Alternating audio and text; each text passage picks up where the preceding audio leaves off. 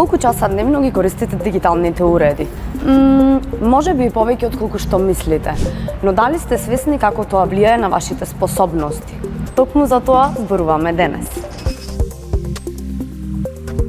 Дигитална деменција е термин кој опишува когнитивни проблеми предизвикани од прекумерна употреба на дигитални уреди. Германскиот психијатар Манфред Спицер првпат го идентификуваше овој проблем во 2012 година, тврдејќи дека прекумерната технологија може да го оштети мозокот, особено кај децата и младите.